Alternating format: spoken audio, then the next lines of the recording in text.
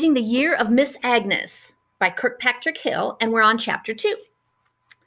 I ran to the Nicolai house to see if Bertha was there. She was in the back of the house, helping her mother with a moose skin. They were twisting it with a long spruce stick so it could get really soft, good enough to sew. Bertha, we got a new teacher. Bertha's eyes grew big and worried. Is she nice? I don't know. Sam said she was strict.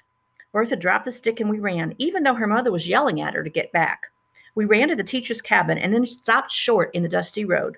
There was a skinny woman whacking dust out of a rug on the side of the cabin porch. She was wearing pants. We've never seen a woman wear pants. Our moms always wore dresses with thick socks and moccasins. And us girls, too. Sometimes if it was really cold, we'd have pants on under our skirt, but never just pants. We looked hard at her to see what we could figure out. She was strong, that was for sure. The way she whacked that rug, the dust was just flying. She was making an ugly face to keep the dust out of her eyes. Then she dropped the rug in the dead grass by the door and went back inside. We walked to her door and peeked in. She didn't even hardly look up, but she saw us. Good, just what I need. 2 girls to give me a hand, she said. She didn't ask our names or nothing. She didn't even smile or tell us what a pretty village we had or any of the other teacher stuff. She just handed the slop bucket to Bertha and told her to dump it out back. Then she stripped the blankets off the bed and told me to hang them out back on the line. We did what she told us for a while, and then she stopped and said, "We need some tea, just like we were grown women." She took the kettle off the back of the stove and poured water into a fat little brown teapot. I wanted to put my hands around that pot. It was so round. She got 3 cups down from the shelf and 3 saucers and took 3 spoons out of the jar on the table. Then she took a little silver thing and poured the tea through that so the tea leaves wouldn't get in our cups. I never saw a thing like that before. And that tea was good. She put as much sugar in hers as she put in ours. Then she opened a can of milk and put some of that in her tea. Bertha and I looked surprised at each other. We didn't know you could put milk in tea. She looked at us and said, "Try it." Bertha shook her head no. She never liked to do anything new, but I tried it. The tea was even better with milk than without. That new teacher drank her tea straight down and then poured herself another cup. "Thank heavens for tea," she said. She looked at us carefully. "Now then, who are you?"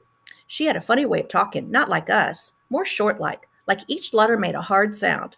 "You talk funny," I said. "That's because I'm English," she said. I thought about that for a minute. English was what we talked. Mama said we couldn't talk English until she couldn't talk English until she was married because they got a radio and she learned it from the radio. So it didn't make sense, the teacher saying she was English. The new teacher went to the shelf over her bed and took down a big book. She showed us a map. She put her finger on one part and said, "This is Alaska, where we are." Then she put her finger on the map on the other side. "This is England, where I come from."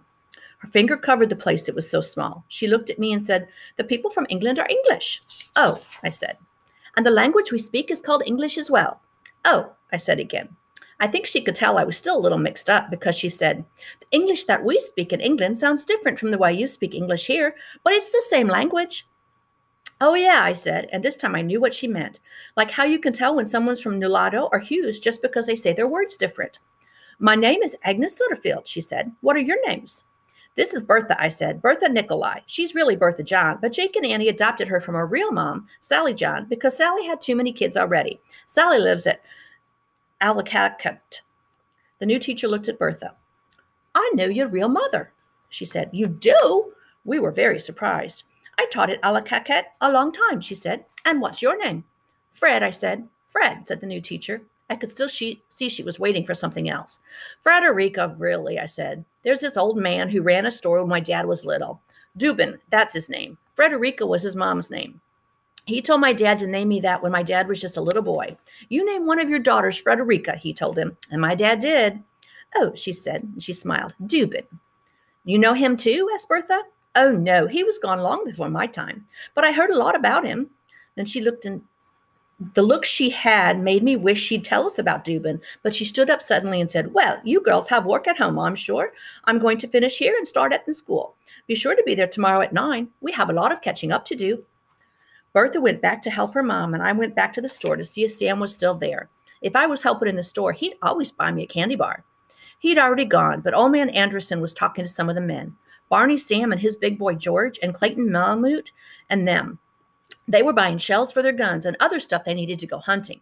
They never did their buying quick. They had to talk a long time. I wasn't supposed to talk when grown people were talking, but I was curious.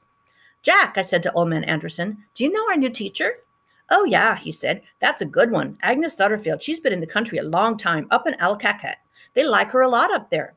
That was my teacher, George said. One winter we was staying with my grandma up there. I was only in that school a little while before we went to spring camp, but she was a good one. She taught me how to read. She knows a lot. That's a good teacher you got now.